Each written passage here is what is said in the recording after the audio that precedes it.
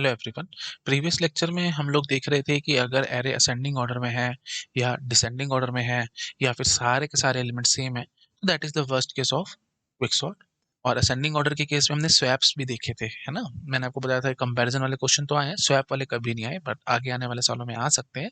इसलिए हमने proper swaps और सब कुछ देखा था। आई होप आपको याद आ रहा होगा। तो ये हमने देखा था कि अगर एरे असेंडिंग ऑर्डर में है और पाइवट हमने फर्स्ट एलिमेंट लिया हुआ है, then partition will always return the starting location of the array. तो इसका मतलब कितने स्वैप थे? Total n-1, that is theta n swaps लग रहे थे, है ना। और अगर डिसेंडिंग ऑर्डर में है या फिर ऑल एलिमेंट्स आर सेम तो थीटा n स्क्वायर स्वैप्स थे। और एसिम्प्टोटिकली तो देखा जाए तो सेम ही थे डिसेंडिंग ऑर्डर में। और ये देखो डिसेंडिंग ऑर्डर में और साथ साथ अगर सारे एलिमेंट सेम है तो एसिम्प्टोटिकली स्वैप सेम है, that is theta n square. और अगर असेंडिंग ऑर्डर में तो थीटा n स्वैप्स थे, है ना। बट अगर हम एग्जैक्टली देखेंगे तो ये था, है ना, S3 was greater than S2 was greater than S1। ये आई थिंक सब याद आ रहा होगा, मेरे ख्याल से मेरे को रिपीट करने की जरूरत नहीं है। जस्ट मैंने ये सब चीजें आपको दोबारा से रिवाइज कराई हैं क्योंकि अभी हम एवरेज केस की तरफ शिफ्ट होंगे, वहां पे आपको कहीं दिक्कत ना आ जाए, इसलिए मैंने आपको ये सब बता दिया। ठीक है ना। तो कंपैरिजंस कितने थे जी? तीनों में सेम कंपैरिजन थे, चाहे असेंडिंग ऑर्डर में एलिमेंट्स हो, चाहे डिसेंडिंग ऑर्डर में हो, चाहे सारे एलिमेंट सेम हो जाए एरे के। हमेशा कंपैरिजन तो सेम ही रहेंगे। C1 C2 C3 तीनों सेम थे, that was theta n square. और एग्जैक्टली कितने थे ये? n into n-1/2। ठीक है, आई थिंक आप समझ पा रहे होगे। तो अब जैसे देखो, अब एक सिंपल सा क्वेश्चन आ सकता है। जैसे क्वेश्चन वो आपको दे सकते हैं कि वी हैव से 8 एलिमेंट एरे। क्वेश्चन घुमाने के लिए बस, है ना। We have 8 element array. What is the worst case या uh, what are the maximum number of comparisons, yeah, what can be the maximum number of comparisons done by quicksort? What can be the maximum number of comparisons? NOC लिख देता हूँ, ठीक है, number of comparisons के लिए maximum number of comparisons done by quicksort. तो क्या answer होगा जी? 8 एलिमेंट का हमारे पास एरे दिया हुआ है, तो मैक्सिमम नंबर ऑफ कंपैरिजंस कितने होंगे क्विकसॉर्ट से? तो of course n into n-1/2 हमने फॉर्मूला देखा ही है अभी, तो डायरेक्ट आप आंसर निकाल सकते हो। 7 4 28, दैट्स इट, खत्म कहानी। 28 कंपैरिजन हो जाएंगे। तो और ये कैसे हो रहे हैं ये भी बहुत ऑब्वियस है भाई। 8 एलिमेंट का आपने एरे लिया हुआ होगा, तो सपोज कर लेते हैं पहला एलिमेंट हमारा पाइवट था, हमने सभी के साथ इसको कंपेयर किया, तो मतलब वही बात है, 7 कंपैरिजन किए होंगे और तब जा करके ये पाइवट अपनी जगह पे रह गया। तो मतलब now we have 7 element list. 7 element की लिस्ट में पहला एलिमेंट हमारा पाइवट है और वो कितने कंपैरिजन कराएगा होगा? 6 एंड सो, तो 1 से लेकर 7 तक की गिनती टोटल। So which comes out to be n into n+1/2 ना भाई। 1 से 7 तक की गिनती कितनी होगी? 7 इंटू 8/2 n इंटू n+1/2, है ना। तो इससे कितना आंसर यही आएगा, 28। ठीक है, तो यहाँ पे मैंने ये बोल दिया n इंटू n+1/2, लेकिन यहाँ पे मैंने ऐसे बोलता n इंटू n-1/2। वो आप ऑब्वियस सी बात है, समझ पा रहे होगे क्या सीन चल रहा है। क्योंकि हमने जो 8 एलिमेंट की लिस्ट ली थी, तो पहले ही पास में 7 कंपैरिजन हुए थे, सेकंड पास में 6 कंपैरिजन हुए थे एंड सो। तो मतलब अच्छे से बात करें, जनरलाइज बात करें, तो पहले पास में n-1 कंपैरिजन है, दूसरे पास में n-2 कंपैरिजन है, एंड सो चलते चलते एक कंपैरिजन तक आएंगे। तो 1 से लेकर n-1 की गिनती, that is nothing but n into n-1/2, which comes out to be NC2 भी आप बोल सकते हो, थोड़ा मैथमेटिकली बोले तो NC2 इज द आंसर, खत्म कहानी। डायरेक्ट आंसर है, बिल्कुल मुफ्त के नंबर है। इस तरीके के सवाल पेपर में आए नहीं है, लेकिन ऑफ कोर्स आगे आने वाले सालों में आ सकते हैं। नंबर दे करके पूछ लेंगे ना कि we have 10 element array, what can be the maximum number of comparison done by quicksort, तो आप सीधा बोलोगे अगर 10 एलिमेंट्स का रहेगा तो 10C2, खत्म कहानी, है ना। तो मतलब 10 into 9/2 which comes out to be 45। 45 comparison कराएगा जी मैक्सिमम क्विकसॉर्ट। और कैसे होगा ये भी आप समझ पा रहे होगे, बार बार मुझे बोलने की जरूरत नहीं है। चलो शाबाश, नोट डाउन करो, फिर मैं आगे बढ़ता हूँ। हो गया जी, ठीक है। तो ये होगी जी वर्स्ट केस की कहानी। अच्छा, अब हम बात करते हैं एवरेज केस की।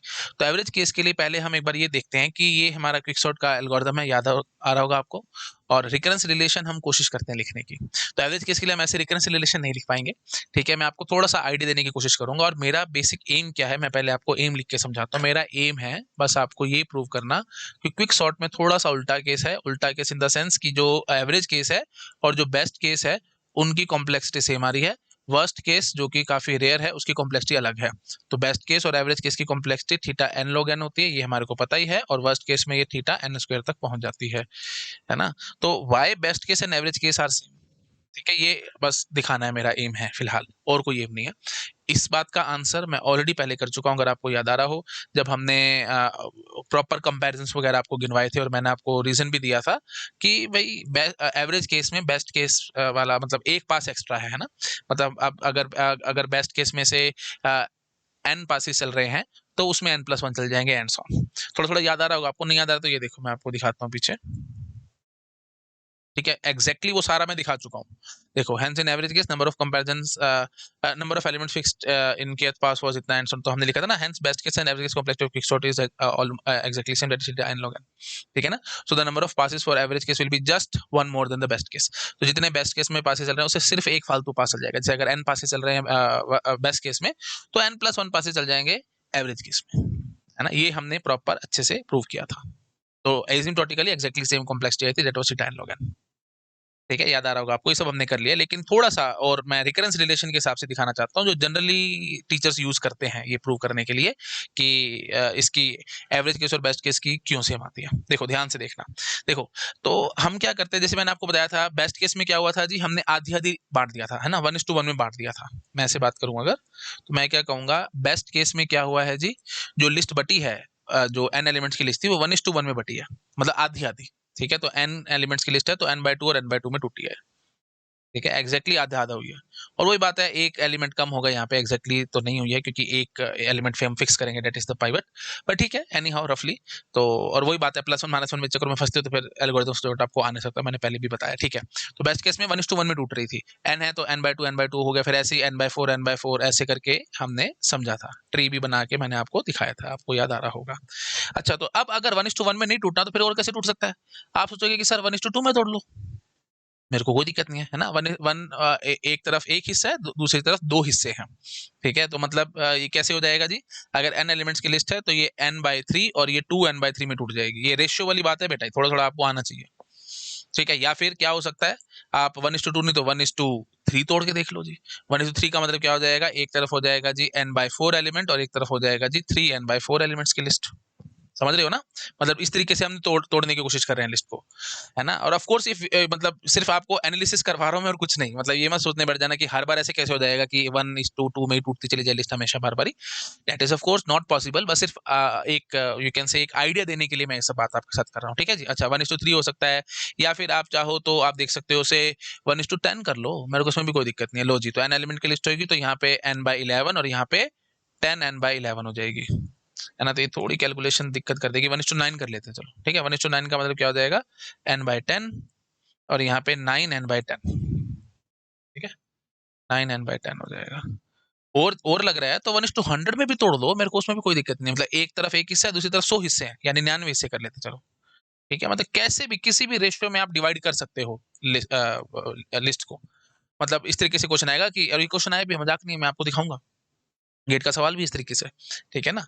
हाँ जी, तो यहाँ पे हो जाएंगे जी n/100 और यहाँ पे हो जाएगा जी 99 n/100।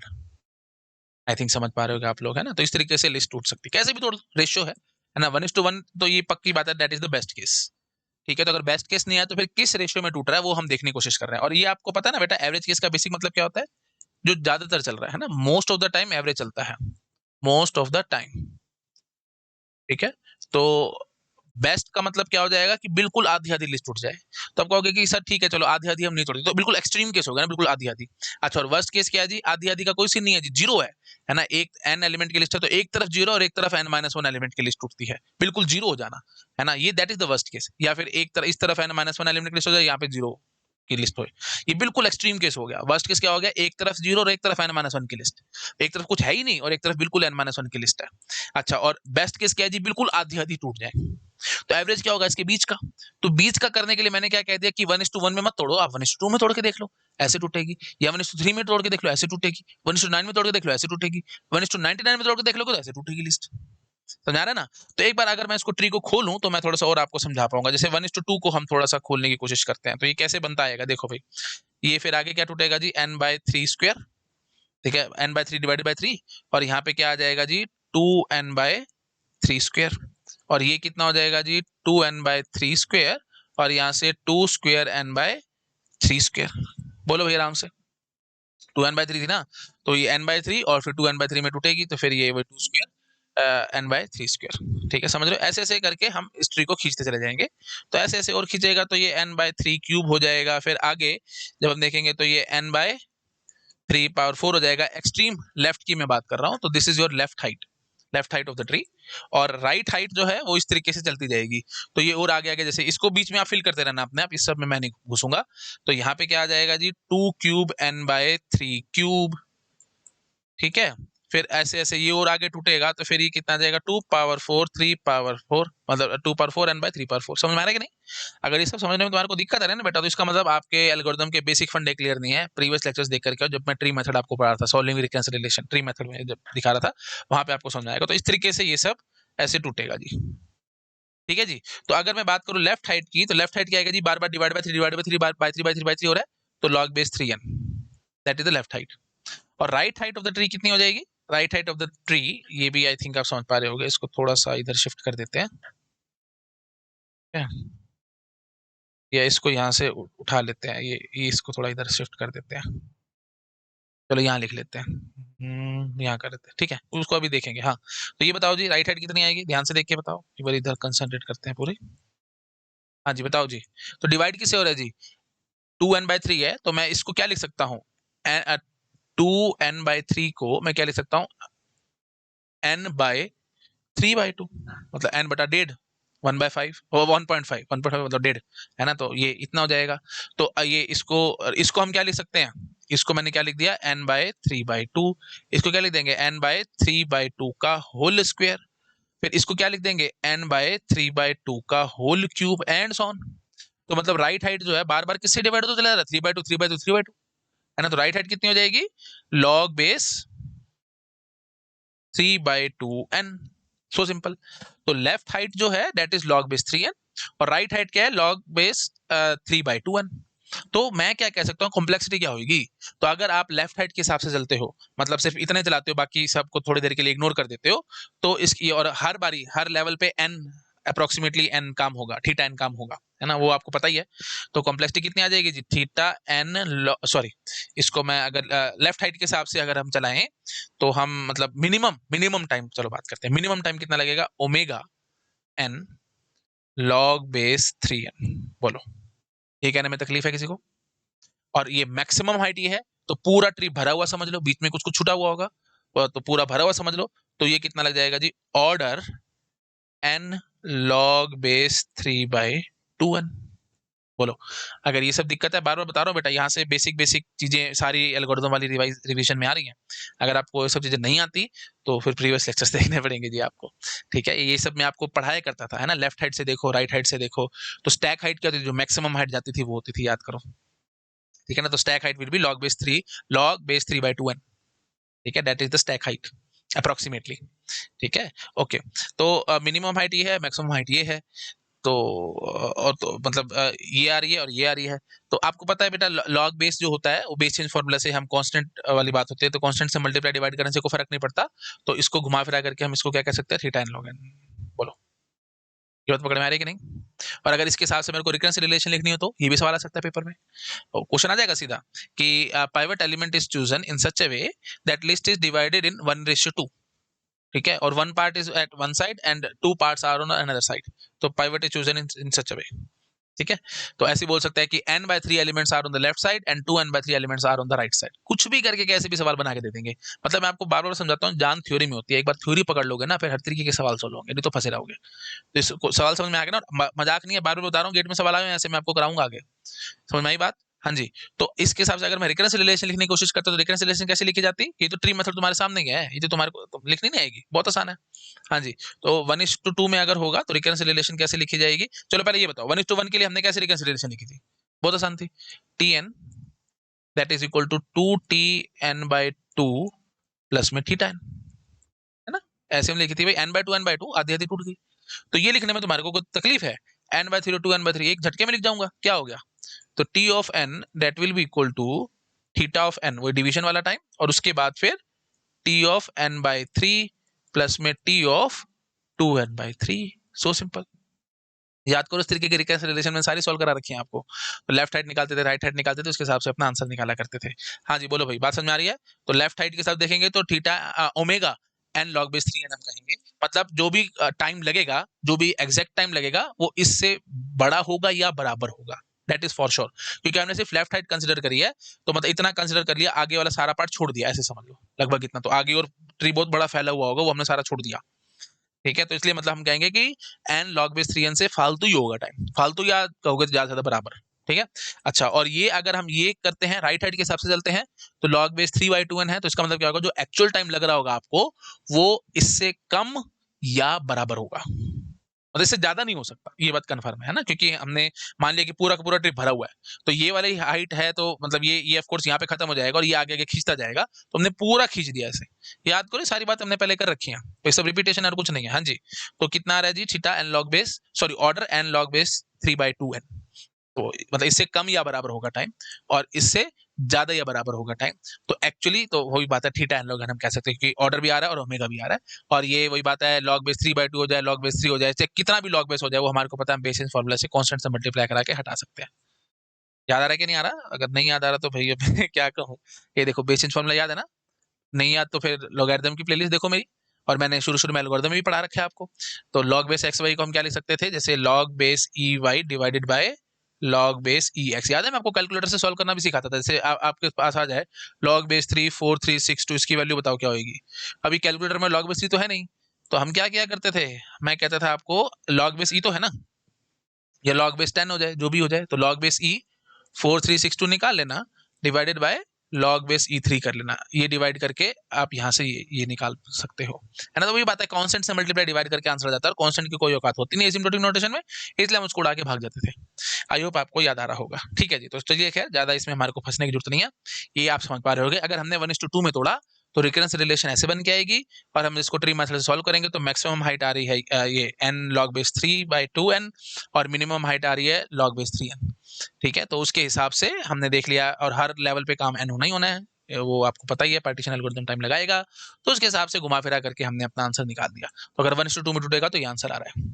तो स्टैक हाइट पूछ सकता है log base 3/2n, मतलब थीटा log base 3/2n बोल दो, एग्जैक्ट तो हम क्या बताएंगे, उसमें हमारे को फंसने की भी जरूरत नहीं है। तो थीटा log base 3/2n, ठीक है, that is the approximate stack height needed. अच्छा, अब अगर मैं कहता हूँ 1:2 नहीं तोड़ना चाहता, मैं 1:3 तोड़ना चाहता हूँ, मेरे को इसमें भी कोई तकलीफ नहीं है, ठीक है। इसको अगली स्लाइड पे समझा दूं, इसको अगली स्लाइड पे समझा देता हूँ।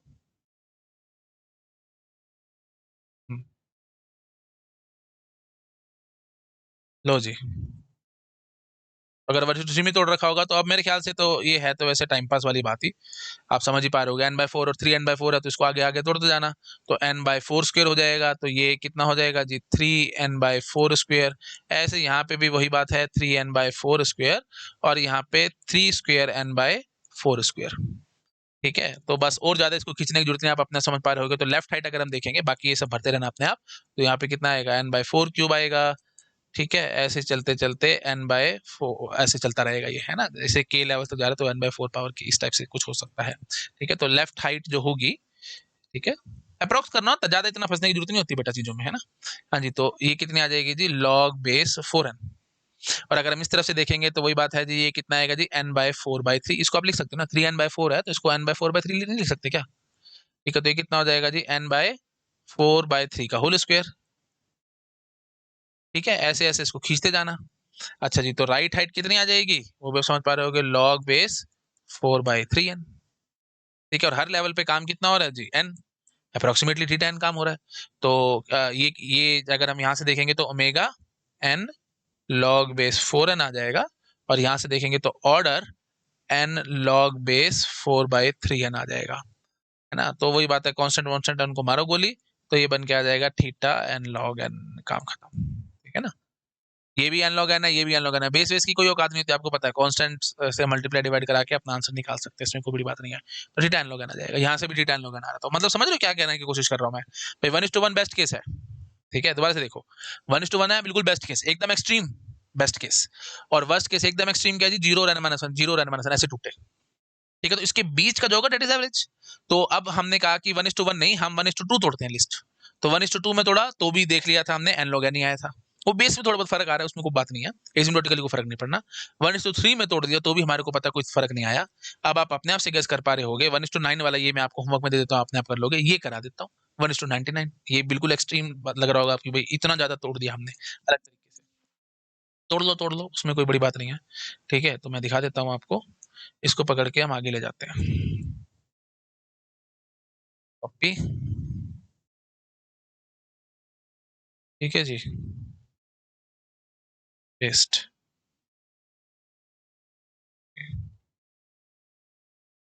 हाँ जी, इसको भी देख लो। तो अगर आप ऐसे तोड़ोगे तो इसको आगे आप खींच दो तो n बाय 100 का स्क्वायर हो जाएगा, है ना, और ये 99 n बाय 100 का स्क्वायर हो जाएगा एंड सो ऑन। ठीक है, तो बस राइट हैंड क्या आ जाएगी, n बाय ये 99 का स्क्वायर 100 का स्क्वायर, है ना, और यहाँ जो भी होगा वो भर लेना। तो ऐसे चलते चलते आप बस वो डिवीजन देख लिया करो, बस फटाफट से आंसर आ जाएगा। तो ये कितना हो रहा है जी, n बाय 100 बाय 99। ठीक है, तो ये कितना हो रहा है, n बाय 100 बाय 99 का स्क्वायर। ऐसे चलते जाएंगे तो डिवाइड बाय किससे हो रहा है, बार बार 100 बाय 99 100 बाय 99, और यहाँ पे किससे डिवाइड हो रहा है, 100 100 100 से डिवाइड हो रहा है। तो लेफ्ट साइड कितनी आ जाएगी, लॉग बेस 100n, और राइट साइड कितनी आ जाएगी, तो अब तो ट्रिवियल हो चुका है काम, है ना, तो ये कितना आ जाएगा जी, लॉग बेस 100 बाय 99n। ठीक है, तो अल्टीमेटली कॉम्प्लेक्सिटी, अब आपको अच्छे से प्रैक्टिस हो गई होगी, अब आप फटाफट से बताओगे, बोलो भाई। तो omega n log base 100n आ जाएगा, और यहाँ से कितना आ जाएगा, बिगो एन लॉग 100 बाय 99n। ठीक है, तो यहाँ से अल्टीमेटली घुमा फिरा करके कितना आ जाएगा, थीटा एन लॉग एन। तो मतलब समझ रहे हो भाई, किसी भी रेशियो में आप तोड़ दो कोई फर्क नहीं पड़ता मेरे को, चाहे 1:1 करोड़ भी कर लोगे मेरे को उससे भी फर्क नहीं पड़ेगा, घुमा फिरा करके आएगा वही थीटा एन लॉग एन। तो इसलिए कहा जाता है कि ज्यादातर जो चल रहा है वो एवरेज है, तो average theta n log n आ जाएगी। इस तरीके से जनरली लोग प्रूव करते हैं, बट मैंने आपको प्रॉपर कंपैरिजंस वगैरह से भी सारा समझाया है कि एग्जैक्टली क्या आंसर आता है। तो वो थोड़ा लेस इंट्यूटिव था, मोर मैथमेटिकल प्रूफ था। ये थोड़ा सा ज्यादा इंट्यूटिव है बट मैथमेटिकली थोड़ा सा लेस है ना, मतलब इंट्यूशन है, यहाँ से आपको एग्जैक्टली क्लैरिटी आ रही होगी कि why exactly average case of quicksort is n log n। ठीक है, तो आप किसी भी रेशियो में डिवाइड करो, हमारी complexity n log n type ही आ रही है। हाँ, एक जगह पे हम फंस सकते हैं। ठीक है, वो जगह मैं आपको समझाता हूँ, एक जगह पे हम कहाँ फंस सकते हैं भाई। अगर रेशियो में तोड़ोगे ना, तुम किसी भी रेशियो में तोड़ो, any ratio you can divide, हमारा कॉम्प्लेक्सिटी बढ़िया आएगी। ठीक है, तो नोट करके हम लिख देते हैं,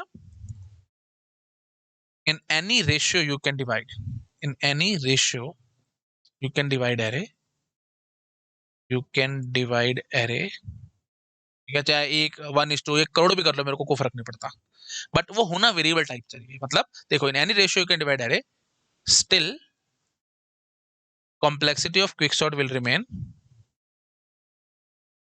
of quicksort will remain theta n log n। किसी भी रेशियो में कर लो, 1:2, तो 1:1 तो बेस्ट केस हो गया, एक्सट्रीम हो गया, 1:2, 1:3, 1:4, 1:5, 1:100, 1:1 करोड़, 1:1 10 करोड़, कोई फर्क नहीं पड़ता, सभी थीटा एन log n देंगे, बढ़िया बात। बट मतलब क्या है, मेन बात क्या है कि किसी रेशियो में तोड़ना है ना, तो मतलब जैसे टी ऑफ एन है, तो यहाँ पे जो लेफ्ट होना चाहिए ना, that is your dependent on an.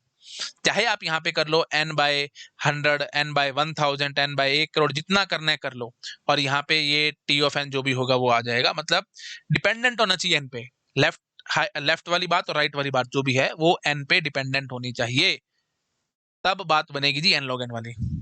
But अगर इससे इंडिपेंडेंट है तब हम फंस सकते हैं। मतलब इंडिपेंडेंट मतलब क्या होगा, कॉन्स्टेंट। तो मैं कहता हूं कि हमने डिवीजन इस तरीके से करी कि जो सिर्फ और सिर्फ लेफ्ट वाली साइड में 9 एलिमेंट्स रह जाते हैं, और दूसरी वाली साइड में ऑफ कोर्स n-10 एलिमेंट्स रह जाएंगे। एक तो पाइवट हो गया, अगर आप एग्जैक्ट करना चाहते हो तो मैं ऐसे भी कह सकता था, देखो टी ऑफ n-9 एक तरफ रह गई, तो ये चलो टी ऑफ 9 एलिमेंट्स की लिस्ट रह गई। ठीक है, और इस तरफ रह गई टी ऑफ n-10। बात समझ रहे हो? तो इस तरीके से अगर टूटी तो फिर क्या सीन बनेगा, तो टी ऑफ 9 को तो आगे तोड़ने की जरूरत नहीं, तो कांस्टेंट है वो, तो आप निकाल लोगे 9 एलिमेंट्स को करने में क्विकसॉर्ट कितना टाइम लगा रही है एंड सो ऑन, उसको तो मारो गोली, तो कांस्टेंट हो जाएगा, इसको छोड़ दो कांस्टेंट, तो ये आगे फिर टूटेगा, है ना। तो फिर वही बात है, समझ रहे हो ना, एक तरफ आ रही है, एक तरफ आ रही है, तो फिर फंस जाएंगे हम। तो यहाँ पे देख लेना जो भी आएगा, तो ये n-10 था, तो फिर और 9 और घट जाएंगे, तो टी ऑफ n-19 हो जाएगा, और यहाँ पे टी ऑफ n-20 हो जाएगा। अच्छा सॉरी, यहाँ पे 9 और घटा देना ना, सॉरी फॉर दैट, 9 9 हमेशा 9 9 घट रहे हैं, तो T of n is T of 9 T of n-10। फिर इधर से ये फिर 9 एलिमेंट्स की लिस्ट आएगी, n-10 में से वो 9 घट चले जाएंगे, तो यहाँ पे n-20 बचेगा, तो फिर वही चीज टी ऑफ 9 इधर आ जाएगा, और टी ऑफ n-10 30 यहाँ पे हो जाएगा, एंड सोन, ऐसे ऐसे आपने लिस्ट तोड़ी, समझ रहे हो। तो मतलब लिस्ट तोड़ने का तरीका क्या हुआ कि 9 एलिमेंट्स लेफ्ट हैंड साइड रह जाते हैं और बाकी बचे हुए राइट हैंड साइड रह जाते हैं। इस तरीके से कुछ तोड़ने की कोशिश करी, मतलब कांस्टेंट में तोड़ा तब हम फंस जाएंगे। कांस्टेंट में लेफ्ट हैंड साइड में रह जाए, राइट हैंड साइड में कांस्टेंट रह जाए, वो आपकी इच्छा है। तो क्वेश्चन में कैसे भी दे देगा, left hand side constant elements है, right hand side constant element, तब हम फंसते नजर आएंगे जी। ठीक है, तब इस तरीके से कुछ ट्री बनता नजर आएगा तुम्हारे को। तो ये तो कांस्टेंट है, इनको तो मारो गोली। तो बस अगर मैं इस तरफ से देखूंगा तो ये हाइट कितनी आएगी जी, ऑफ कोर्स बताओ कितनी हाइट आएगी, रफ बात करना, पूरे एग्जैक्ट में फंस जाओगे। पूरे एग्जैक्ट करोगे तो वही बात है, आप वो कर लो ना, रिकरेंस रिलेशन लिख लो, उसके हिसाब से निकाल लो। अच्छा, रिकरेंस रिलेशन मैंने उसकी लिख के दिखाई है कि नहीं, शायद मैं भूल गया हूँ। ये इनकी रिकरेंस रिलेशन लिखी है कि नहीं लिखी है, उसकी तो मैंने लिख दी थी। बाकी तो मेरे ख्याल से आप लिखे जाओगे। 1:2 के लिए हमने ये लिखी थी। अगर 1:3 होता तो उसकी रिकरेंस रिलेशन आप कैसे लिखते, एक झटके में बता दोगे। T of n that will be equal to T of n by 3, और ये कितने, sorry n by 4, n by 4, मुझे कितना हो जाएगा, T of 3n/4, T of 3n/4 plus में थीटा ऑफ एन। ये रिकरेंस रिलेशन आ जाएगी अगर 1:3 में हमारी लिस्ट टूट रही है तो।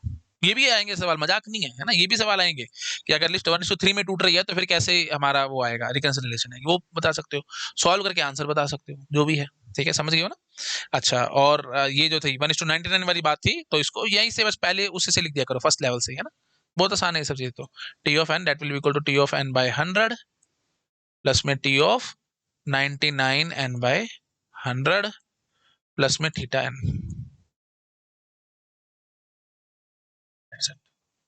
खत्म कहानी, बोलो जी, रेडी आई काम में, ठीक है जी। तो इस तरीके से जिस भी रेशियो में टूटेगा आप वो कर लोगे। हाँ, अब आप जरा मेरे को इसकी रिकरेंस रिलेशन लिख के दिखाओ, तब मैं समझूंगा तुम्हारे को कितना समझ में आ रहा है। कहाँ गया जी,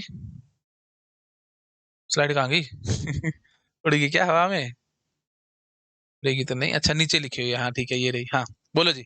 तो ये क्या बन के आएगा जी, इसकी रिकरेंस रिलेशन समझाना जरा मेरे को। तो आप ऐसे बोलोगे जी, T of n that will be equal to T of 9 plus में T of n by 10 plus में थीटा ऑफ एन। भाई एन टाइम तो लगेगा ही ना, तभी तो सारा काम होगा, वो तो कन्फर्म है। अगर एन एलिमेंट्स हैं तो फिर n-1 कंपैरिजन करेगा ही करेगा पार्टीशन, उसके बाद ही जो कुछ होना होगा वो होगा। तो हर लेवल पे रफली थीटा एन टाइम हमारा लगता चला जा रहा है, ठीक है, हर लेवल पे। तो अब लेवल्स देख लो बस कितने हैं, तो वैसे समझ में आ जाएगा। तो हाइट देख लो भाई, -10 -10 -10, बार बार -10 हो रहा है, तो n/10 हाइट आएगी। बोलो भाई, ये चीज समझ में आती है कि नहीं आती है। नहीं समझ आती तो प्रीवियस लेक्चर्स देख करके आओ भाई, ये सब बातें हमने पहले बहुत बार कर रखी है। अब जैसे देखो, -2 -2 -2 बार बार होता था, तो फिर हम क्या करते थे, बाई 2 कर देते थे। ठीक है, बाई 2 बाई 2 बाई 2 बार बार होता था तो log बेस 2n कर दिया करते थे। सारी बात याद है कि नहीं। -से होगा तो n/3 कर देंगे, तो ऐसी -10 -10 -10 है तो n/10 कर लेंगे। बोलो, ये चीज समझ में आती है कि नहीं, नहीं तो प्लीज बार बार बता रहा हूँ, प्रीवियस लेक्चर्स देख करके आओ, ठीक है जी। तो n/10 हमारे लेवल्स हो रहे हैं, और यू कैन से हाइट हो रही है। तो फिर यहाँ पे देखो, हर लेवल पे n काम हो रहा है, तो n इंटू n/10 हो जाएगा जी, अप्रोक्सीमेटली काम। तो that is nothing but theta n square. हो गया ना वर्स्ट केस टाइप, ये गड़बड़ हो जाएगी, ये गड़बड़ हो जाएगी। ठीक है, तो अगर कांस्टेंट एलिमेंट एक तरफ है, रेशियो वाली बात में बार बता रहा हूँ, कोई दिक्कत नहीं है, n log n आएगी जी, चाहे किसी भी रेशियो में डिवाइड कर लो। द थिंग इज, ये जो n है तो लेफ्ट वाली बात भी n पे डिपेंडेंट होनी चाहिए, राइट वाली बात है ना, मतलब लेफ्ट और राइट दोनों देख लो, चलो लेफ्ट और राइट दोनों n पे डिपेंडेंट है जी, तब बढ़िया काम होगा। अब जैसे मैंने बोल दिया लेफ्ट वाला n पे डिपेंडेंट नहीं है, T of n T of 9 हो गया, तब मैं फंस गया। ठीक है, तो थीटा n स्क्वायर की तरफ चला जाएगा। तो ये दिख रहा है ना, ये वर्स्ट केस टाइप दे रहा है आपको। ठीक है, तो ये थीटा n स्क्वायर क्यों आ रही है, क्योंकि ये वर्स्ट केस टाइप जा रहा है। अब एग्जैक्ट वर्स्ट केस में तो ये आपको पता ही है, ये तो ऐसे टूटता था, T of n that is equal to T of 0, left hand side में एक भी एलिमेंट नहीं रहना चाहिए, दैट इज एक्सट्रीम केस। और यहाँ पे कितना हो जाता था, n-1। ठीक है, तो हम कह देते थे कि n टाइम आपने खर्च कर लिया, n approximately theta n time खर्च कर लिया, और टी ऑफ 0 और n-1 की लिस्ट टूटी। तो फिर इधर से भी वही बात होती थी, टी ऑफ 0 और टी ऑफ n-2 ऐसे ऐसे हो रहा था, फिर टी ऑफ 0 और फिर टी ऑफ n-3 ऐसे चलते चले जा रहे थे। तो अप्रोक्सीमेटली यहाँ पे n लेवल्स आ जाएंगे, -1 करते चले जा रहे हो, तो n into n that is theta n square. ऐसे हम आप रफली इमेजिन कर सकते हो चीजों को, ये सिर्फ इंट्यूशन डेवलप कर रहा हूँ और कुछ नहीं। तो that is your exactly worst case, ये वर्स्ट केस था बिल्कुल मैक्सिमम, जहाँ पे टाइम लगेगा क्विक शॉट से। लेकिन अगर आप चाहते हो कि 0 की बजाय मैंने यहाँ पे 9 भर दिया, तो भी वर्स्ट केस टाइप ही आएगा। वर्स्ट केस एग्जैक्ट नहीं है ये, क्योंकि वर्स्ट केस का मतलब होता था मैक्सिमम कितने कंपैरिजन लगेंगे, याद करो, बेसिक डेफिनेशन में घुस जाओ, इसलिए मैं कहता हूं बेसिक्स पे बहुत ध्यान लगाया करो। एग्जैक्टली वर्स्ट केस नहीं है, एसिम्प्टोटिकली वर्स्ट केस टाइप है ये। Again and again I am saying, क्या क्या बात मैंने बोली, this is not the worst case of quicksort, it is its time complexity is asymptotically equal to worst case, क्योंकि एग्जैक्टली वर्स्ट केस तो ये है जी। वर्स्ट केस का मतलब क्या होता था, maximum number of comparisons, maximum कितने लगेंगे, ठीक है। और ये मैंने अभी पूरा नहीं किया, ऑफ कोर्स आप समझ पा रहे हो कि मैंने बस थोड़ा सा काट पीट के आपको समझाया। एग्जैक्टली वर्स्ट केस में कंपैरिजन आपको पता है n × n-1/2 होते थे, ये तो सिर्फ टाइम निकालने के लिए रफली मैंने थोड़ा थोड़ा कुछ कुछ करके आपको समझा दिया भाई कैसे क्या काम चल रहा है, और कुछ नहीं, ठीक है। तो थीटा n स्क्वायर पे बस ध्यान लगाओ, n को बीच छोड़ दो, थीटा n स्क्वायर बोलो बस, कॉम्प्लेक्सिटी थीटा n स्क्वायर है। समझ पा रहे होगे आप लोग मैं क्या कहना चाहता हूँ, ठीक है। ओके जी, थोड़ा थोड़ा भावनाओं को समझा करो जी मेरी, और कुछ नहीं। ओके, तो समझ गए, तो 9 में तोड़ लो, 8 में तोड़ लो, जितने में भी तोड़ोगे तो ये इस तरीके से चलेगा। बोलो क्लैरिटी आ रही है। तो मतलब मैं क्या, अब देखो जैसे मैं आपको दूं सीधा सीधा, अब मैं आपसे पूछूंगा, देखो T of n that is equal to T of n/80 plus में टी ऑफ से 79 n/80 प्लस में थीटा n। अगर हमने इस तरीके से तोड़ा, मतलब 1:79 में तोड़ रखा होगा हमने, एक तरफ 1 पार्ट है, दूसरी तरफ 79 पार्ट्स है, समझ रहे हो ना, वो रेशियो 1:79 टाइप है। तो ये इसकी कॉम्प्लेक्सिटी क्विकसॉर्ट के हिसाब से देखेंगे तो कितने, वही बात, अगर इसको रिकंसिडरेशन को सॉल्व करेंगे तो कितने कॉम्प्लेक्सिटी आएगी, आप सीधा बोल के भागोगे n log n, ठीक है। तो ऐसे देख लिया करो, तो मिनिमम हाइट कितनी आएगी, आप ऐसे सीधा बोलोगे, आप log base 80n, that is will be the minimum height, left वाली हाइट, लेफ्ट हाइट, ठीक है। और राइट हाइट कितनी आ जाएगी, T of 80/79n, sorry log of 80/79n, ठीक है, that will be the right height. तो घुमा फिरा करके थीटा n log n खत्म कर दें। इतना बढ़िया काम मैंने आपको सिखा दिया, ठीक है। तो बहुत जल्दी आप करोगे, तो इसकी complexity of course best case नहीं है ये, बेस्ट केस के लिए n/2 होना चाहिए, ठीक है। और वो भी एक्जैक्टली n/2 नहीं आ सकता, सिर्फ हम समझाने के लिए कर लेते हैं, ये आप जानते ही हो, क्योंकि एक एलिमेंट हर बार फिक्स हो रहा है, ठीक है। तो एक पहले पास में एक एलिमेंट फिक्स हो रहा है, दूसरे पास में 2 एलिमेंट फिक्स हो रहे हैं, तीसरे पास में 4 एलिमेंट फिक्स हो रहे हैं, एंड सो हम छोड़ते चले जा रहे हैं। मैथमेटिकली एक्जैक्टली क्या होता है, प्रीवियस लेक्चर्स में मैंने आपको समझा रखा है सारा, ठीक है। तो बस रफली हम काम करने के लिए इससे लिख लेते हैं। हाँ जी, तो लेफ्ट हैंड होगी, राइट हैंड होगी, तो n log n आ रही है। तो इसकी जो कॉम्प्लेक्सिटी है वो एसिम्प्टोटिकली बेस्ट केस टाइप आप कह सकते हो, ठीक है। आई थिंक समझ रहे होगे आप लोग। और अब हम बात करेंगे जनरली जो चलता है एवरेज केस, तो एवरेज केस वही बात है, ये it is just like average case, ठीक है। ओके जी, अच्छा, और जैसे हम तोड़ेंगे, अब तो वही खींचने वाली बात हो जाएगी, टी ऑफ n बाय से 50 प्लस में टी ऑफ 49n/50 प्लस में थीटा n। तो ये भी वही बात है जी, थीटा n log n देगी। ये क्यों बार बार ऐसे कर रहा हूँ, 2 मिनट रुको, मैं आपको थोड़ा जनरलाइज करवाना चाह रहा हूँ, इसलिए मैं ऐसे लिख रहा हूँ, ठीक है। हाँ जी, तो यहाँ पे ये लेफ्ट साइड कितनी हो जाएगी, n बाय सॉरी log बेस 50n, और ये वाली हाइट कितनी, राइट हाइट कितनी हो जाएगी, ट्री की, मैं ट्री नहीं बना रहा, इमेजिनेशन से चल रहा हूँ, log base 50/49n, right height ही हो जाएगी, लेफ्ट हाइट ही हो जाएगी, राइट हाइट ही हो जाएगी, तो उसके हिसाब से थीटा n log n नहीं आएगा, काम खत्म। अब आएगा असली मजा। तो अगर मैं आपको कहूं कि एक जनरलाइज्ड आप मेरे को रिकरेंस रिलेशन लिख के दिखाने की कोशिश करो, तो वो कितना आएगा जी, T of n that will be equal to T of alpha multiplied by n plus में T of 1 minus alpha multiplied by n plus में theta of n, where alpha varies from 0 से स्ट्रिक्टली बड़ा होगा, 1 से strictly छोटा होगा alpha, ठीक है। मैंने ये जनरलाइज हमारी रिकरेंस रिलेशन हो जाएगी फॉर योर एवरेज केस। इस तरीके से आप सोच सकते हो, एवरेज केस की जो हम रिकरेंस रिलेशन लिखने की कोशिश करेंगे, जनरलाइज इस तरीके से आ सकती है। अब पकड़ में आ रही है कि नहीं आ रही है। तो अब आप ये सोचो, देखो अल्फा अगर 0 हो जाए, पहले पहले तो सिंपल बात करो, अच्छा इसको एक्सप्लेन करूं पहले, चलो इसी को एक्सप्लेन करता हूँ। देखो ऐसा क्यों हो रहा है वो भी मैं आपको एक बार समझाता हूँ। देखो क्या होगा कि अल्फा 0 से 1 के बीच में कुछ भी हो सकता है, तो you can take alpha to be any value, है ना।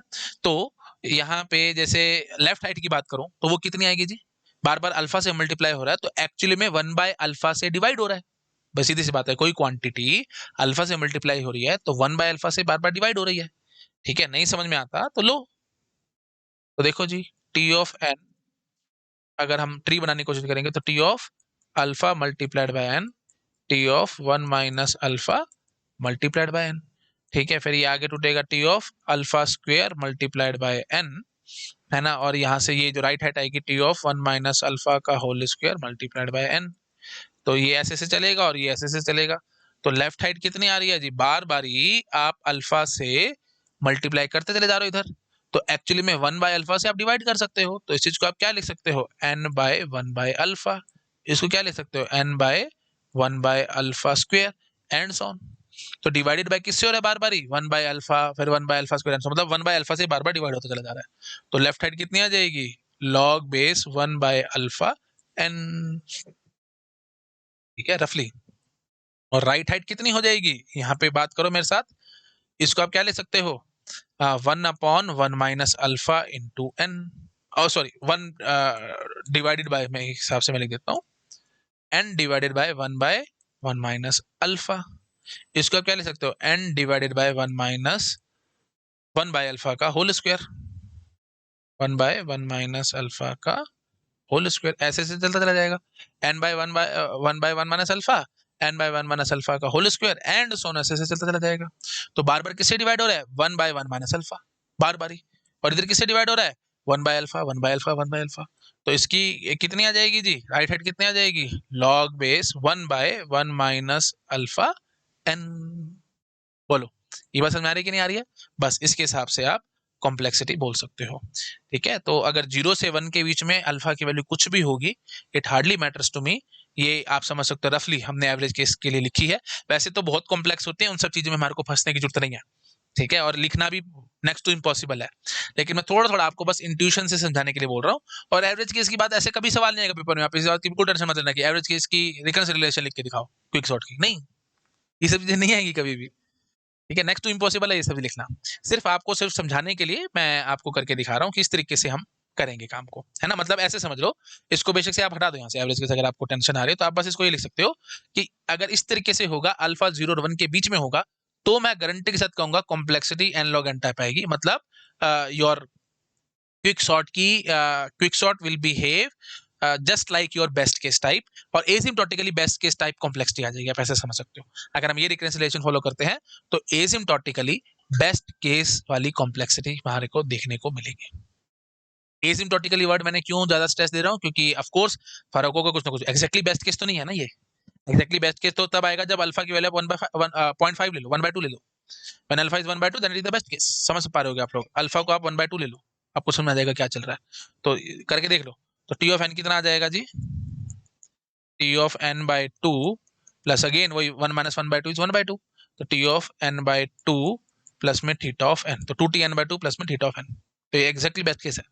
ठीक है, तो एसिम्प्टोटिकली बेस्ट केस टाइप कॉम्प्लेक्सिटी इस तरीके से निकल के आएगी जब हम ये करेंगे, यू कैन से ये इस तरीके से लिखेंगे अल्फा की वैल्यू 0 और 1 के बीच में एक्जैक्टली। ठीक है, अच्छा एक एग्जांपल और ले लो अगर आपको दिक्कत लग रही है, तो लेट अस सपोज अल्फा की वैल्यू मैं 1/50 ले लेता हूँ, ठीक है, ताकि मैं ये चीज आपके सामने प्रूव कर सकूँ, है ना।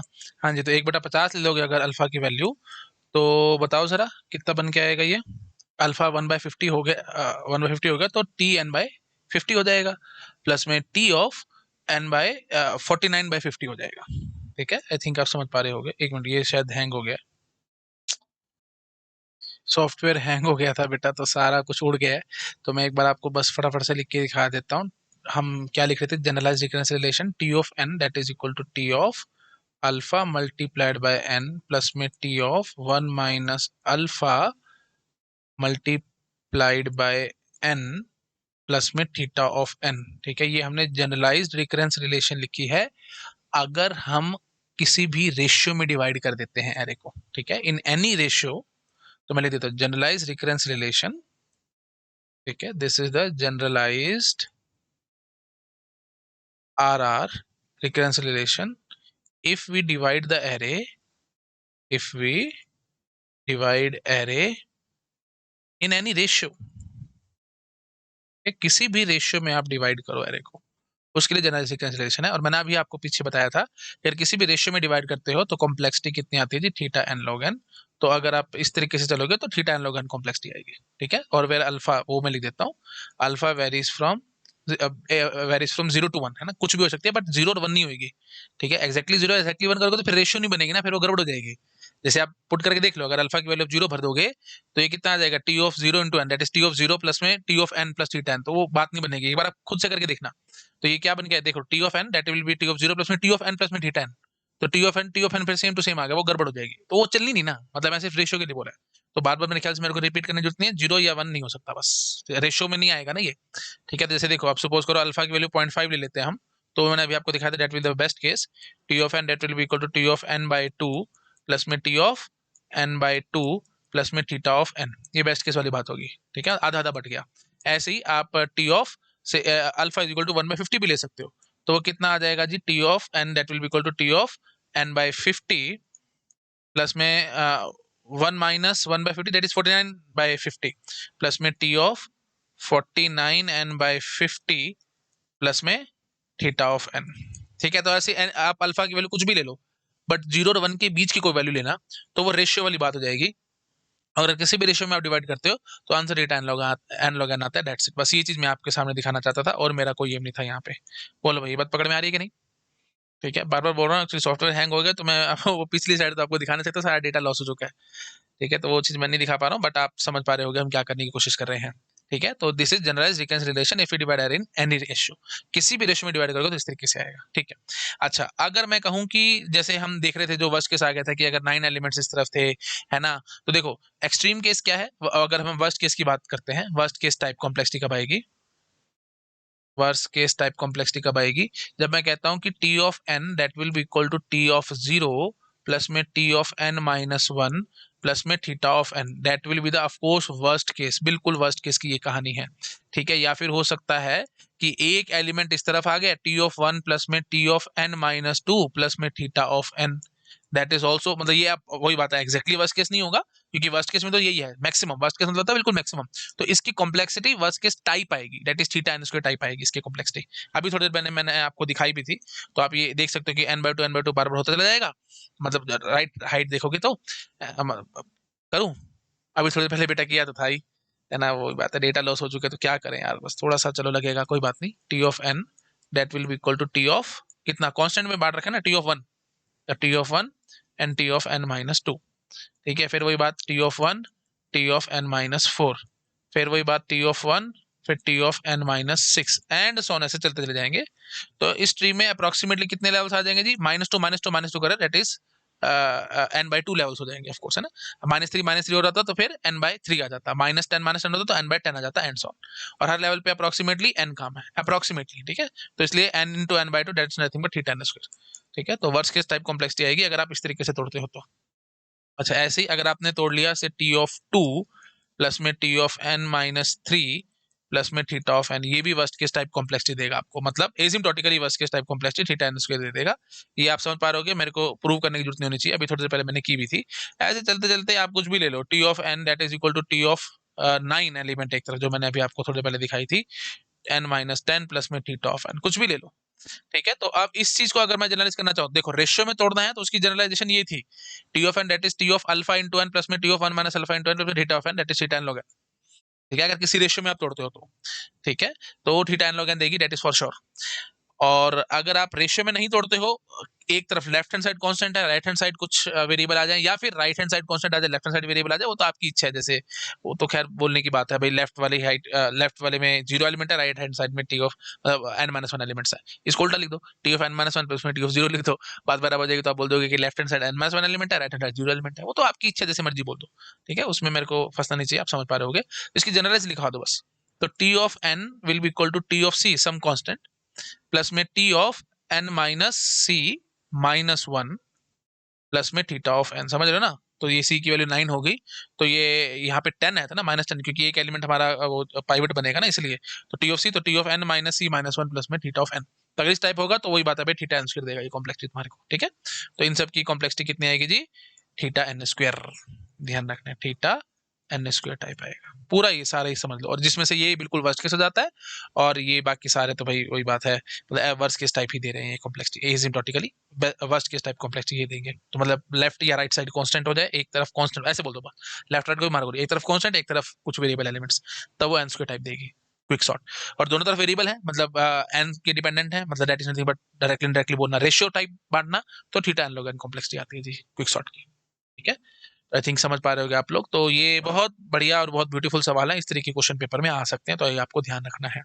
ठीक है, तो this is the generalize recurrence relation अगर रेशियो में डिवाइड हो रहा है, और ये हमारी जनरलाइज रिकरेंस रिलेशन हो जाएगी अगर आप कांस्टेंट एलिमेंट्स टाइप कर रहे हो, तो एक तरफ कांस्टेंट एक तरफ वेरिएबल, तो this is the generalize relation for constant type, एक तरफ कांस्टेंट एक तरफ वेरिएबल। समझ गए जी? ठीक है जी, नोट डाउन करो, फिर मैं आगे बढ़ता हूँ। कर लिया बेटा नोट डाउन? चलो आगे बढ़ते हैं। अब हम देखते हैं जी स्टैक स्पेस के बारे में। ठीक है, कितना स्टैक स्पेस लगेगा। तो अगर हम यहाँ पे देखें, है ना, जैसे ये वाला था, मतलब जब हम किसी भी रेशियो में डिवाइड कर रहे हैं, एनी रेशियो, तो alpha is varying between 0 and 1। बार बार बता रहा हूँ, 0 या 1 नहीं हो सकता है, क्योंकि 0 या 1 रखोगे तो फिर रेशियो में डिवाइड नहीं हो रहा ना वो। ठीक है, खैर चलो, ये तो बेसिक मैथमेटिक्स है। अच्छा, तो यहीं पे आप जरा मुझे समझाओ, लेफ्ट हैंड कितनी होगी और राइट हैंड कितनी होगी, है ना। वो तो खैर हमने अभी पीछे देखा ही था, बट वही सॉफ्टवेयर हैंग हो गया तो मैं कर नहीं पा रहा हूँ। लेकिन चलो यहाँ पे फटाफट से आप बता पा रहे होगे। बार बार 1/अल्फा से डिवाइड हो रहा होगा, तो लॉग बेस 1/अल्फा n, ये लेफ्ट हाइट हो जाएगी। और राइट हाइट कितनी हो जाएगी? Log base 1/1 - alpha n। ठीक है, तो अब depending upon the value of alpha, जो भी मैक्सिमम होगा वो ले लेना, क्योंकि स्टैक हाइट जो होती थी वो मैक्सिमम होती थी, चाहे लेफ्ट वाली मैक्सिमम हो चाहे राइट वाली मैक्सिमम, हमारे को क्या मतलब। ये सब बातें आपको आनी चाहिए, नहीं आती तो बार बार बता रहा हूँ, ये आपको देखना पड़ेगा, मतलब प्रीवियस लेक्चर्स देखने पड़ेंगे। हाँ जी, तो स्टैक स्पेस अगर हम वो एन लॉग एन रेशियो में डिवाइड करें, चलो मैं ऐसे लिख देता हूँ। स्टैक स्पेस अगर हम किसी भी रेशियो में डिवाइड करें एलिमेंट्स को, तो स्टैक स्पेस कितना आएगा जी? मैक्सिमम ऑफ, आप बोल सकते हो लॉग बेस 1/अल्फा n, और लॉग बेस 1/1 - अल्फा n। इन दोनों में से जो भी मैक्सिमम होगा वो आप पकड़ लेना। और अगर एसिम्प्टोटिकली बात करोगे तो फिर तो बहुत ही आसान हो जाएगा, क्योंकि फिर वही बात है, बेस बेस की कोई औकात नहीं, आप सीधा बोल के भागोगे थीटा लॉग n, काम खत्म बस। ठीक है, क्योंकि कांस्टेंट वांस्टेंट से कोई फर्क नहीं पड़ता। तो अगर किसी भी रेशियो में डिवाइड होता है, बार बता रहा हूं, किसी भी रेशियो में डिवाइड होता है, तो stack space will be theta log n, काम खत्म। चाहे 1:99 में टूट जाए, चाहे 1:1 करोड़ में टूट जाए, मेरे को कोई फर्क नहीं पड़ता, बट रेशियो में होना चाहिए बस। ठीक है, बस दोनों तरफ जो है वो दोनों ही पार्ट्स जो भी हम ब्रेक कर रहे हैं वो n पे डिपेंडेंट होना चाहिए। मतलब एक हो जाए जैसे n/100, n/1 crore, n/10 crore, कुछ भी हो जाए, लेफ्ट राइट साइड कुछ भी हो जाए, वो फर्क नहीं पड़ता मेरे को। ठीक है, चलिए खैर, तो रेशियो में ये सीन बनेगा। और अगर रेशियो में नहीं टूट रहा है, जैसे मतलब वर्स्ट केस टाइप वाली बात हो रही है ना, जिसमें मैक्सिमम कॉम्प्लेक्सिटी थी थीटा n² वाला, तो रेशियो में टाइम कॉम्प्लेक्सिटी ये ध्यान रखना है हमारी कितनी आई थी जी? Theta n log n। ठीक है, और वर्स्ट केस टाइप में जब आई थी तो हमने भी देखा था थीटा n² आती है। और स्टैक हाइट कितनी हो जाएगी? ऑफ कोर्स आप समझ पा रहे होगे, वही देखो, थीटा n आ जाएगी, है ना, स्टैक हाइट। क्यों? क्योंकि जैसे हमने भी देखा था, ये देख लो भाई, 1 और 1 बाई T(1) और T(n-2), फिर T(1), T(n-4), ऐसे टूट रहा है, तो n/2 हाइट आ रही है ना। तो डिवाइड बाय कितने हो जाए कांस्टेंट से हमारे मतलब नहीं है, n/100 आ जाए, n/1 करोड़ आ जाए, मेरे को फर्क नहीं पड़ता, और थीटा नहीं रह जाएगा। ठीक है, तो आई थिंक आप समझ पा रहे होगे। तो ये क्योंकि लेफ्ट हैंड तो कुछ है ही नहीं ना, अगर आप बोलोगे यहाँ पे सिर्फ राइट हैंड आ रही है, लेफ्ट हैंड तो कांस्टेंट ही है, ये देखो, ये तो खत्म हो गया। ये तो यहीं पे चल के खत्म हो गया, T(1) ही है, कांस्टेंट है तो छूट जाएगा। तो राइट हैंड ही सबसे बड़ी आ रही है। ठीक है, तो उसके हिसाब से हमारे को देखना पड़ेगा, थीटा n आएगा। मुझे, मैं क्या कहने की कोशिश कर रहा हूँ। फिर भी अगर आपको दिक्कत आ रही है तो आप कैसे भी तोड़ लो ना बेटा, वो तो अब वही बात है, जैसे हमने ये है, चलो मैं यहाँ दिखाता हूँ आपको, T(9) और T(n-10), ये तो खैर हमने भी पीछे करा भी था, टाइम पास ही हो जाएगा, क्या करें। चलो चलो, एक ये कर लेते हैं, देखो T(n), तो बोल देते T(2) और T(n-3), ठीक है। फिर T(2) और T(n-6), फिर वो बात T(2), T(n-9), तो बार बार -3 हो रहा है, तो ये n/3 हाइट जाएगी, तो जो भी हाइट जा रही, और ये तो लेफ्ट हैंड तो कुछ है नहीं, तो कांस्टेंट है, उसको छोड़ दो। अगर आप ओवरऑल ट्री देखते हो, लेफ्ट हैंड तो कुछ है नहीं, राइट हैंड ही जा रही है ना सिर्फ, तो n/3 आ रही है, तो of course theta n stack space लग जाएगा, काम खत्म। ठीक है, तो मतलब एक तरफ कांस्टेंट एक तरफ वेरिएबल, बस ऐसे याद रखो, तो वो वर्स्ट केस टाइप हो जाता है। मतलब उसमें टाइम कॉम्प्लेक्सिटी थीटा n² आएगी, और स्टैक स्पेस कितना आएगा जी? Theta n। ठीक है, तो वर्स्ट केस में ये हो जाएगी जी टाइम कॉम्प्लेक्सिटी, और ये हो जाएगी जी स्टैक स्पेस, मतलब हाइट, स्टैक हाइट बोल दो, स्टैक स्पेस बोल दो, एंड सो ऑन, आपकी इच्छा। मतलब होगा ऐसी, किसी से ना किसी से डिवाइड हो जाएगा, n/2 हो जाएगा, या n/3 हो जाएगा, या n/4 हो जाएगा, या n/1 करोड़ हो जाएगा, मेरे को फर्क नहीं पड़ता, बट किसी भी नंबर से आप डिवाइड करते हो, कॉन्स्टेंट्स की कोई औकात नहीं है, आप उसको हटा के सीधा थीटा n बोल के भागोगे। ठीक है जी, तो ये सीन बनेगा जी। ठीक है, तो अगर एक तरफ कांस्टेंट एक तरफ वेरिएबल, उस केस में स्टैक स्पेस थीटा n होगा, और दोनों ही तरफ वेरिएबल चल रहा है, मतलब किसी रेशियो में डिवाइडेड है, तो log n आएगा जी स्टैक स्पेस। ये आपको पता होना चाहिए, इस बातों पे मैं बहुत स्ट्रेस दे रहा हूँ, क्योंकि ये क्वेश्चंस बहुत बार आए हैं और यहाँ पे बहुत सारे स्टूडेंट्स कंफ्यूज रहते हैं। और ये मैं आपको बात करूँ ना, आज का लेक्चर बिल्कुल कोर लेक्चर है क्विक सॉर्ट का, जो कि 99% टीचर स्किप कर देते हैं, ये सब बातें नहीं बताते हैं। वही बातें या तो उनको पता नहीं होती, पता होती तो कहते हैं भाई मैथमेटिक्स में हम नहीं घुसते, काम को इजी रखना है एंड सो ऑन, भाई इसी चक्कर में लोग नहीं बताते। लेकिन आपको पता है मैं कोई बात छुपाता नहीं हूँ, जितना जो कुछ आता है मैं आपके साथ सारा कुछ अपना शेयर करता हूँ, चाहे डिफिकल्ट हो चाहे कुछ हो। भाई मैथमेटिक्स होगी तो मैं आपको पूरी मैथमेटिक्स दिखाऊंगा, बीच में से कुछ स्किप नहीं करूंगा। आप जानते हो स्किप करना मेरे डिक्शनरी में है नहीं, ठीक है। तो इसलिए फिर मैं आपको पूरी डिटेल दिखा रहा हूँ कैसे क्या चल रहा है, ठीक है जी। तो फाइनली हम ये चीज समझ चुके हैं। रेशियो में हो रहा होगा तो stack space will be theta log n, complexity will be theta n log n. और अगर कांस्टेंट एक तरफ वेरिएबल, तो theta n square will be time complexity and theta n will be the stack space. ऐसे याद रख सकते हो, लेवल अप्रोक्सीमेटली एन आ जाएंगे और हर लेवल पे एन एन काम हो रहा है इसलिए एन स्क्वायर। रफ बिल्कुल ऐसे याद रखो, ये वर्स्ट केस टाइप होगा, ठीक है। और बेस्ट केस टाइप क्या होगा, भाई आधा आधा टूटता चला जा रहा है, ठीक है। खैर चलिए आप समझ गए होगे, नोट डाउन कर लो इसको। अच्छा जी, तो अब time complexity of quicksort in minimum and maximum, time complexity of quicksort is minimum और मैक्सिमम व्हेन। अभी मैंने आपको बताया दिया, तो फालतू का रिपीटेड सवाल हो गया। तो मिनिमम कब आएगी जी, जब रेशियो में टूटे, है ना, दोनों ही एन पे डिपेंडेंट होने चाहिए, लेफ्ट वाला साइड भी राइट वाला साइड भी, ठीक है। और कितनी आ जाती है जी, theta n log n complexity आ जाती है उस केस में, minimum time complexity. Again again I am saying ये बेस्ट केस नहीं है जी, ठीक है। और ये time complexity of quicksort is minimum and maximum asymptotically when, थोड़ा और अच्छे से लिख देता हूँ क्योंकि मिनिमम एंड मैक्सिमम व्हेन वो तो आपको पता है, बेस्ट केस और वर्स्ट केस तो सीधा बोल के भागोगे, वो कुछ नहीं है। एसिम्प्टोटिकली व्हेन व्हेन लिखते हैं वो थोड़ा अच्छा लगेगा, एसिम्प्टोटिकली व्हेन, ठीक है। वो तो अब बार बार बता रहा हूँ, अगर एसिम्प्टोटिकली वर्ड मिसिंग होगा तो वो तो लिटरली पूछ रहा है कि मिनिमम और मैक्सिमम कब आएगी, तो लिटरली मिनिमम और मैक्सिमम तो फिर बेस्ट केस और वर्स्ट केस हो जाएगा, वो तो आपको पता ही है। मिनिमम और मैक्सिमम पूछना बेस्ट केस और मैक्सिमम पूछना वर्स्ट केस, खत्म। लेकिन एसिम्प्टोटिकली पूछेगा तब फिर आप बोलोगे मिनिमम कब आएगी, जब रेशियो में टूट रहा है, और मैक्सिमम कब आएगी, जब एक तरफ कांस्टेंट है एक तरफ वेरिएबल है, ठीक है। एक तरफ कांस्टेंट है दूसरी तरफ वेरिएबल है, रफली मैं लिख रहा हूँ ताकि आप समझ पाए, ठीक है। और कितनी आ जाएगी जी, थीटा एन स्क्वायर, कॉम्प्लेक्सिटी आ जाएगी। स्टैक स्पेस कितना आ जाएगा जी, थीटा एन, और यहाँ पे स्टैक स्पेस कितना आ जाएगा जी, थीटा लॉग एन, ठीक है जी। This is your stack space and this is your time complexity, this is your time complexity, this is your stack space. I think आप समझ गए होंगे, ठीक है। रिपीटेड सवाल था, बस सिर्फ एक बार आपको समझाने के लिए, भाई एक स्लाइड पे सारा कुछ आ जाए इसलिए हमने ये सब लिख दिया जी। क्लैरिटी आ गई काम में, ठीक है जी। चलो नोट डाउन करो, फिर मैं आगे देखता हूँ। हो गया, ठीक है, ओके। अब ये क्वेश्चन मैं आपको होमवर्क में देता हूँ, ये आप अपने आप से अटेम्प्ट करके आएंगे। मिनिमम नंबर ऑफ कंपैरिजन बताना है क्विक सॉर्ट में टू सॉर्ट 8 एलिमेंट लिस्ट। अगर 8 एलिमेंट की लिस्ट है तो मिनिमम कितने कंपैरिजन करेगी क्विक सॉर्ट, ठीक है। सोच के आना, नेक्स्ट लेक्चर में आपको यहीं से पढ़ाऊंगा। मैक्सिमम कितने करेंगे वो मैं आपको पीछे दिखा चुका हूँ, वो तो n into n minus one by two, 8 से 2 काम खत्म। मैक्सिमम तो आप एक झटके में आंसर कर दोगे, मैक्सिमम विल बी 8 से 2 ना, 8 से 2, that is nothing but 8 into 7 divided by 2, तो 28 मैक्सिमम 28 कंपेरिजन होंगे। अब मिनिमम कितने होंगे, तो यहाँ पे एसिम्प्टोटिकली वाली वो सब आती नहीं है, हमको एग्जैक्ट बताना है सारा कुछ। तो मिनिमम कितने, मतलब क्लियरली बेस्ट केस में पूछ रहे हैं आपसे, बेस्ट केस में कितने कंपैरिजन करवाएगी। बहुत आसान है, कर रहोगे आप, बस बीच बीच में बिठाते जाना अपने पाइवट को, काम होता चला जाएगा। करके आओ एक बार, यहीं से आगे मैं नेक्स्ट लेक्चर में आपको पढ़ाऊंगा, ठीक है बेटा। Okay, thank you so much, bye bye. अभी और बहुत कुछ है, हम आराम आराम से इसमें और देखते रहेंगे चीजें, ठीक है जी, बाय बाय। वीडियो अच्छा लगा प्लीज लाइक करना, अपने फ्रेंड के साथ शेयर जरूर करना।